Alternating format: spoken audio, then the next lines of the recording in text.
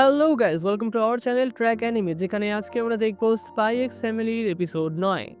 এপিসোডের শুরুতেই আমরা দেখি আগের সেই দুর্ঘটনার কিছুদিন পরে আনিয়া, বেকি, ডেমিয়ান এবং বিলকে বাসের সেই বিপদের সময় শান্ত থাকার জন্য এবং অন্যদেরকে সাহায্য করার জন্য স্টেলা স্টার দেওয়া হচ্ছে, যেটা কিন্তু আনিয়ার সবথেকে বড় একটা স্বপ্ন। এখন স্টেলা স্টার পেয়ে বিল, বেকি আর আনিয়া তো খুবই আনন্দিত হয়, কিন্তু ডেমিয়ান বলে, আমি জানি না আমাকে এই স্টার কেন দেওয়া হলো, আমি তো বিশেষ কিছু করিও নি। উত্তরে ডেমিয়ানের বন্ধুরা জানায়, না না, এটা একদমই ঠিক নয়, তোমার ওই প্যান্ট নোংরা করার পরিকল্পনাটা দারুণ ছিল, যার কারণে ওদের মনোযোগ অন্যদিকে ঘুরে গিয়েছিল। এই শুনে ডেমিয়ান বলে, আচ্ছা ঠিক আছে, এবার থামো, আমি বুঝতে পেরেছি। বেকি এই সময় আনিয়াকে জানায়, আর কিছুক্ষণ পরেই হয়তো আমাদের ইন্টারভিউ নেওয়া হবে, আর তাতে আমরা বিখ্যাত হয়ে যাব। তবে হ্যান্ডারসন মানে প্রফেসর বলেন, নিরাপত্তার কারণে এই বিষয়টি আপাতত স্থগিত রাখা হয়েছে, আর গোপন পুলিশরাও নির্দেশ দিয়েছেন যে এই ঘটনা নিয়ে যেন বেশি আলোচনা না করা হয়। বেকি এতে মন খারাপ করে বলে, কিন্তু আমার তো বিখ্যাত হওয়া হবে না তাহলে। হ্যান্ডারসন মনে মনে ভাবেন, এত বড় দুর্ঘটনার পরেও কোনো বাচ্চার আঘাত না লাগাটা সত্যি একটা অলৌকিক ঘটনা। এরপর আমরা আবার সেই দুর্ঘটনার রাতে দৃশ্যে ফিরে যাই এবং পরবর্তী পরিস্থিতি দেখতে পাই। বিল আত্মসমর্পণ করার পর পুলিশ সব অপরাধীদের ধরে ফেলে। বাচ্চাদের অভিভাবকরাও তাদের নিয়ে যাওয়ার জন্য সেখানে চলে আসেন। ডেমিয়ানের গলা থেকে পুলিশ যখন সেই বাক্সটি বের করে, তখন সে বেশ স্বস্তি অনুভব করে। অন্য একটা অফিসার বলেন, কিন্তু এটা তো নকল ছিল। এরপর পুলিশ কর্মকর্তারা বলেন, এদের পরিবারকেও এই বিষয়ে জানিয়ে দেওয়া হোক, আর এটাও জানানো হয় যে কিছু জিজ্ঞাসাবাদের জন্য তাদেরকে পরবর্তীতেও ডাকা হতে পারে, শুধুমাত্র নিয়ম রক্ষার জন্য। এরপর বেকির বাবা সেখানে আসেন। বেকি আর তার বাবা দুজন দুজনকে জড়িয়ে ধরে কাঁদতে থাকেন। তাদের হেলিকপ্টার আসার পর তারা বাড়ির দিকে রওনা হয়। সবাই চলে যাওয়ার পর কেবলমাত্র আনিয়া আর ডেমিয়ানই একা বাকি থাকে। ডেমিয়ান এই সময় আনিয়াকে তার সাহায্যের কথা ভেবে বলে, তুমি তো আমাকে সাহায্য করেছিলে, তার জন্য ধন্যবাদ, তুমি সত্যিই খুবই অসাধারণ। এই কথা শুনে আনিয়া খুশি হয়ে ওঠে এবং বলে, তুমিও খুব ভালো ছিলে। যখন তুমি আমার বাক্স নামানোর জন্য সেখানে যাচ্ছিলে, তখন তোমাকে একদম একজন বীরের মতো লাগছিল। এই কথা শুনে ডেমিয়ান লজ্জায় লাল হয়ে যায় এবং বলে, এটা তো খুবই সাধারণ ব্যাপার ছিল, আমি তোমার সাহায্য কেবল বন্ধু ভেবেই করেছি। আনিয়া বন্ধু শব্দটি শুনেই বন্ধুত্বের লড়াইয়ের কথা মনে করে ফেলে এবং বলে, তাহলে শেষ পর্যন্ত আমি তোমার প্রিয় বন্ধু হয়েই গেলাম। যাই হোক, আনিয়া এই লড়াইটা জিতেই গেল। ডেমিয়ান অবাক হয়ে বলে, কি সমস্ত বলছো পাগলের মতো, আমি কখন বললাম তুমি আমার প্রিয় বন্ধু? আনিয়া জানায় যে সে কাল ডেমিয়ানের বাড়িতে যাবে। ডেমিয়ান জিজ্ঞাসা করে, কিন্তু কেন? আনিয়া চমকে গিয়ে বলে, কেন নয়, বন্ধুরা তো একে অপরের বাড়িতে যায়, তাই না? আর তারা তাদের বাবা মায়ের সাথে পরিচয়ও করিয়ে দেয়। ডেমিয়ান বলে, এইসব কথা হঠাৎ করে এখানে কেন আসছে? আর তাছাড়া আমি কেন এই সমস্ত করব? তাহলে কি এটা সত্যি যে তুমি আমার এই ডেজমন্ড নামের পিছনেই পড়ে আছো? এমন হলে তুমি আমার বন্ধু হতে পারো না। আনিয়া বলে, যাহ, এটা তো দ্বিগুণ ধাক্কা খেয়ে গেলাম। এ সময় ডেমিয়ান বলে, তুমি দেখেই বুঝতে পারছো যে আমার পরিবার এখনো আমাকে নিতেও আসেনি, তাই তুমি যদি আমার ঘনিষ্ঠ হয়েও যাও, তাতেও কোনো লাভ হবে না, কারণ তুমি আমার বাবা মায়ের সঙ্গে কখনোই ঘনিষ্ঠ হতে পারবে না। এটা শুনে আনিয়া তার পিঠ চাপড়ে বলে, কিছু মনে করো না, এমনটা হয়েই থাকে। ডেমিয়ান বলে, আমাকে ছেড়ে দাও, তোমার পরিবার তো তোমাকে এখনো নিতে আসেনি, তাই না? তখনই পুলিশ অফিসার সেখানে আসেন আর বলেন, যদি তোমাদের পরিবার তোমাদেরকে নিতে না আসে, তাহলে আমি তোমাদের দুজনকে বাড়ি পৌঁছে দিচ্ছি। আলিয়া এতে খুবই খুশি হয়, কারণ সে পুলিশের গাড়িতে বসে বাড়ি যেতে পারবে। কিন্তু তখনই পিছন থেকে ইয়র পূর্ণ গতিতে দৌড়ে আসে এবং আনিয়াকে জিজ্ঞাসা করে, তুমি কেমন আছো, আর তোমার কোথাও আঘাত লাগেনি তো? আনিয়া বলে, আমি ঠিক আছি। কিন্তু সে তখনই হাউ হাউ করে কাঁদতে শুরু করে আর ইয়রকে জড়িয়ে ধরে। ইয়র এই সময় তাকে আদর করে শান্ত করে। আর এই দৃশ্য দেখে হ্যান্ডারসনও ভাবেন, তাহলে সে এতটাও কঠিন নয়। তাকে স্বাভাবিক দেখে ভালোই লাগলো। সে আনিয়ার কথা ভাবছিল। তখনই সেখানে উপস্থিত একটা গুপ্তচর বলে, যা, সবকিছু তো শুরু হওয়ার আগেই শেষ হয়ে গেল, মানে আমরা এখানে বিনা কারণেই আসলাম। আনিয়া তাদের কথা শুনে ফেলে এবং বুঝতে পারে যে তাকে বাঁচানোর জন্য লয়েড মানে তার বাবাও সেখানে এসেছিল। লয়েড বলে, আমি জানি না কি হয়েছে, তবে সব যদি ঠিকঠাক থাকে তাহলে আর এখন এখানে থেকে লাভ নেই, চলো আমরা চলি। অন্য গুপ্তচরটি জিজ্ঞাসা করে, তুমি তোমার মেয়ের সঙ্গে দেখা করবে না?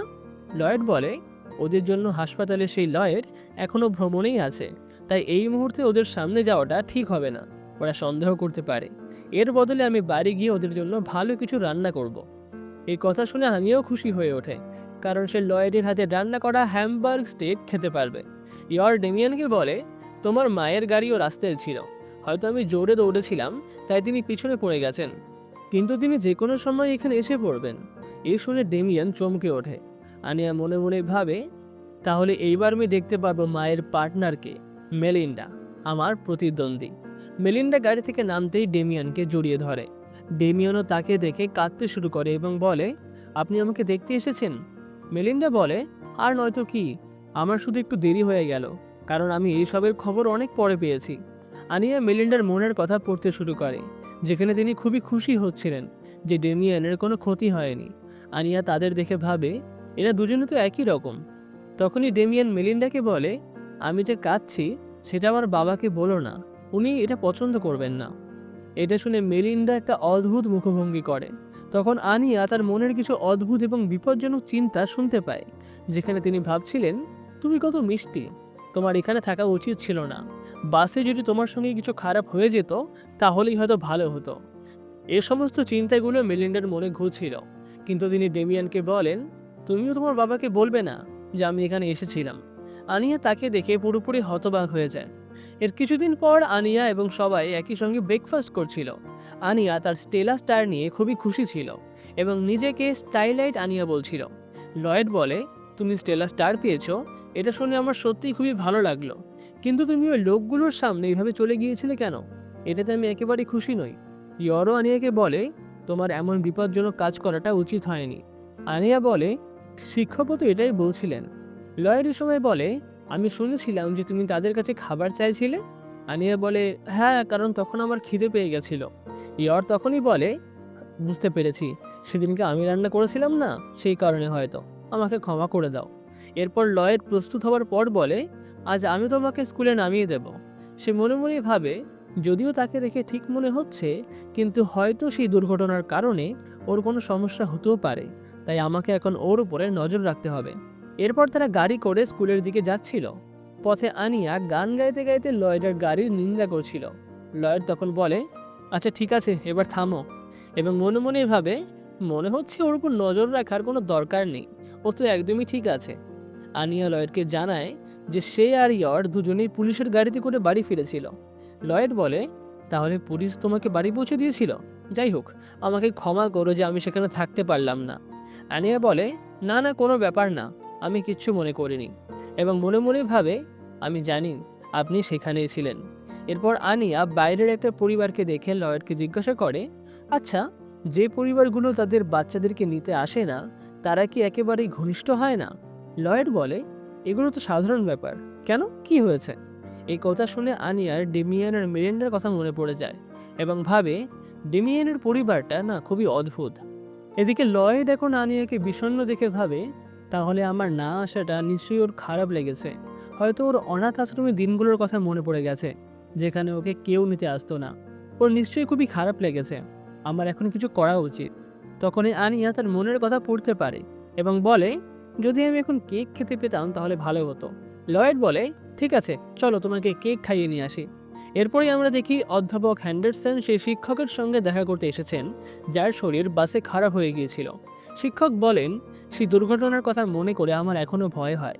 হ্যান্ডারসন বলেন, এর জন্য তো আপনাকে ডাক্তার দেখাতে হবে, আমি একজন ডাক্তারকে চিনি যিনি আপনার চিকিৎসা করতে পারবেন। শিক্ষক বলেন, আমার তো বাচ্চাদের খেয়াল রাখা উচিত ছিল, আর আমি নিজেই নিজের চিন্তা করছি। অধ্যাপক বলেন, আপনার নিজের খেয়ালও রাখা উচিত। শিক্ষক এই সময় তাকে জিজ্ঞাসা করেন, কাল অভিভাবকদের সঙ্গে বৈঠক কেমন হলো? হ্যান্ডারসন জানান যে নিরাপত্তা পুলিশের কারণে বেশ সমস্যা হয়েছিল এবং অভিভাবকদের সামলানো কঠিন ছিল। এরপরের দৃশ্যেই আমরা ডেমিয়ানকে স্কুলে আসতে দেখি। তখনই ডেমিয়ানের বন্ধুরা এসে তাকে জিজ্ঞাসা করে, তাহলে এতদিন পর পরিবারের সঙ্গে সময় কাটিয়ে কেমন লাগলো? এরপর আমরা ডেমিয়ানের বাড়ির দৃশ্য দেখতে পাই, যেখানে সে খাবার খাচ্ছিল। সে জিজ্ঞাসা করে যে তার মা কোথায়। উত্তরে সেখানে থাকা লোকটি বলে যে তিনি আবার তার নিজের ভিলায় চলে গেছেন।